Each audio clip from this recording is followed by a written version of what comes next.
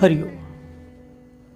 हमारा आज का विषय है सुग्रीव जी द्वारा हनुमान आदि को सीता जी की खोज के लिए भेजना।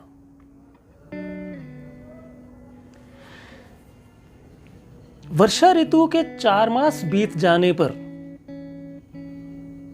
जब लक्ष्मण जी के साथ सुग्रीव जी ऋषिमुख पर्वत पर राम जी के पास आए, तब राम जी को प्रणाम करके उन्होंने अपने किए गए प्रयासों के विषय में बताया। सुग्रीव ने कहा कि सभी दिशाओं में वानर यूथों को एकत्रित करने के लिए दूत भेज दिए गए हैं, जो अब आते ही होंगे। और इसके कुछ समय पश्चात ही वानरों के यूथ आने आरंभ हो गए और इस प्रकार करोड़ों की संख्या में वहां वानर एकत्रित हो गए। तब सुग्रीव ने वानर के यूथपतियों के बल के विषय में वर्णन करते हुए राम जी से उनका परिचय करवाया और कहने लगे, निवेशवर्तिने सर्वे सर्वे गृहीते रता अभिप्रेतम अनुष्ठातुम शक्ष्यन्ति ते अरिंदमः। हे राम जी, अब आप ही इनके स्वामी हैं। ये सदा आपकी आज्ञा में रहने वाले हैं और ये सभी आपके मनोरथ को अवश्य ही पूर्ण करेंगे। यह सुनकर के रामचंद्र जी ने सुग्रीव की प्रशंसा करते हुए कहा कि अब सबसे पहले तो यह पता करवाओ कि सीता जी जिंदा भी हैं या नहीं, और रावण का देश कहां है जहां वह निवास करता है।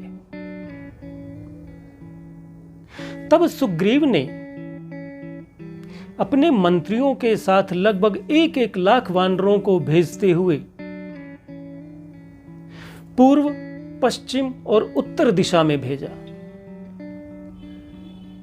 और दक्षिण दिशा जिसमें उन्होंने रावण को जाते हुए देखा था, उस दिशा में अंगद को यूथपति बना करके उनके साथ हनुमान जी, जामवान और नील आदि विशेष वानरों को जाने का आदेश दिया।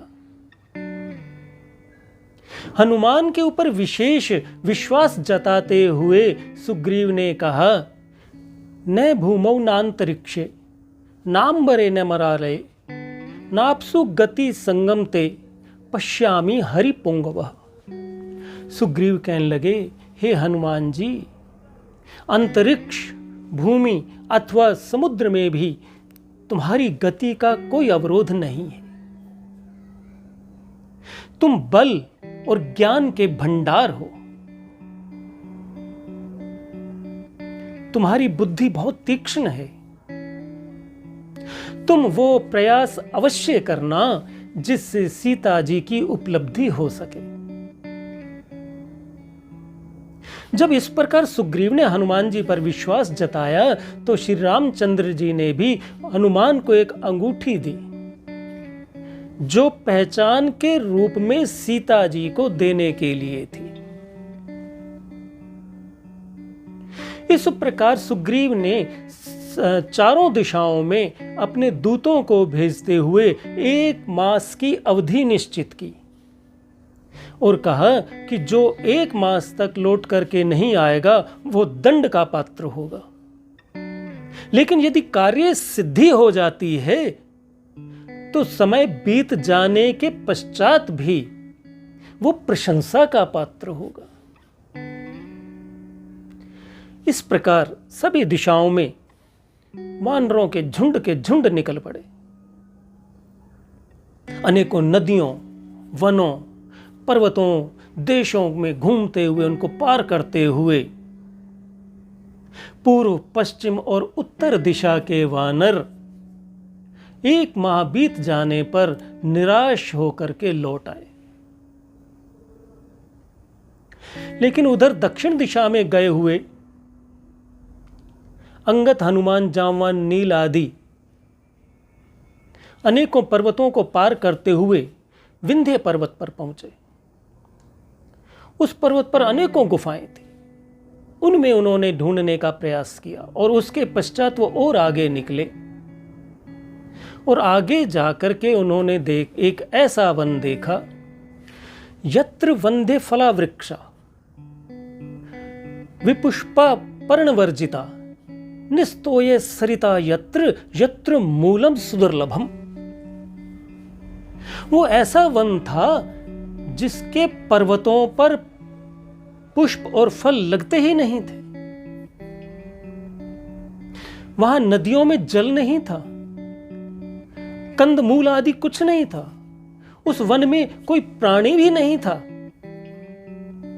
इसका कारण था कि पूर्व में वहां पर एक कुंडू महर्षि रहते थे, जिनके 10 वर्षीय पुत्र की किसी वन्य कारण से मृत्यु हो गई थी। उन कुंडू महर्षि ने उस वन को यह श्राप दिया था, जिसके कारण उसकी अवस्था ऐसी थी।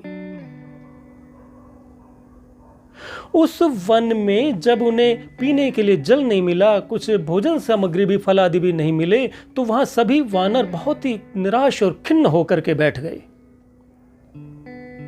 जब सभी निराश हो गए, बैठ गए, तो हनुमान जी इधर उधर कुछ विचरण करने लगे और उन्होंने विचरण करते हुए एक गुफा के मुहाने पर कुछ हरे भरे वृक्ष देखे और वहां से पक्षियों को भी निकलते हुए देखा। तो उन्हें यह भापने में देर नहीं लगी कि इसके अंदर कुछ अवश्य है और जल भी अवश्य है।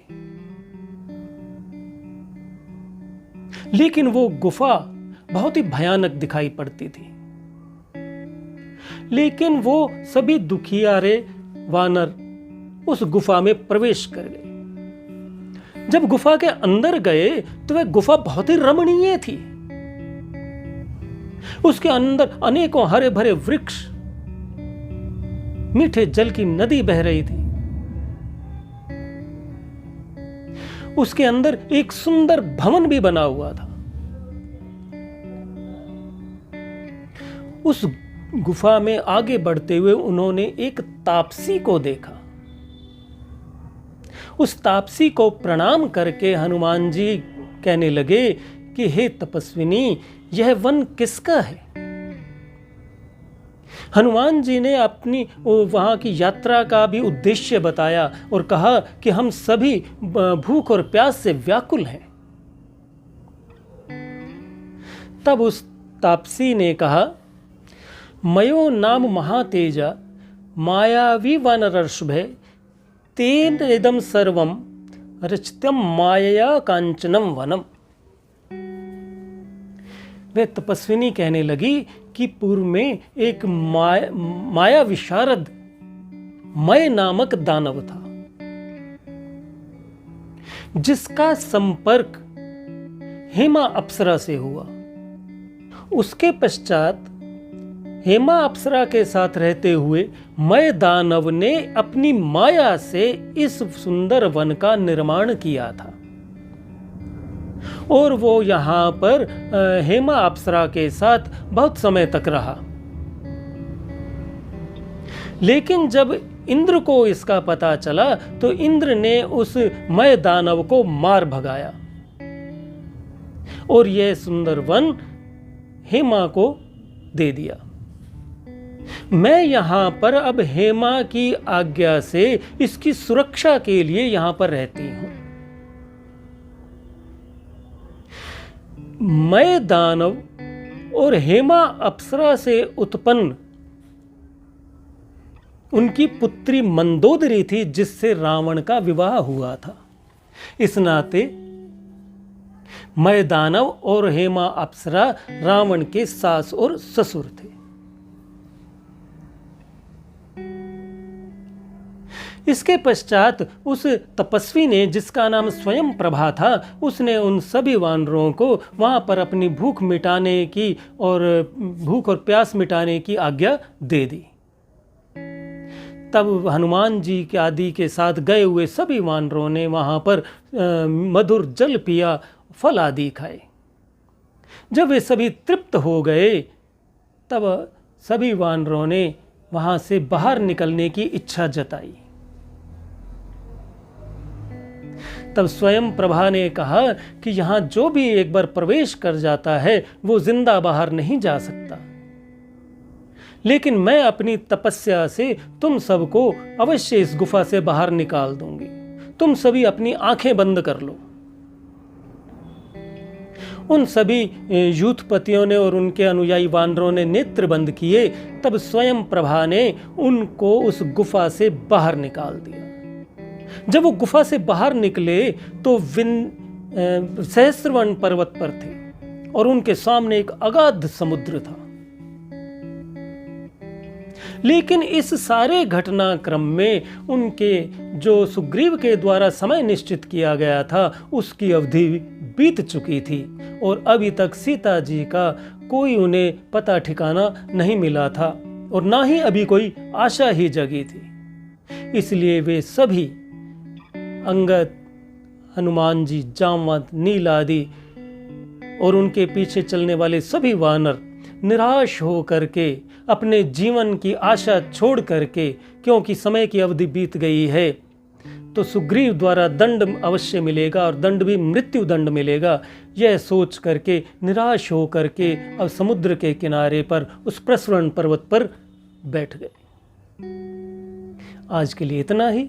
हम फिर मिलेंगे एक सुंदर रामायण कथा के साथ। तब तक के लिए हरि ओम।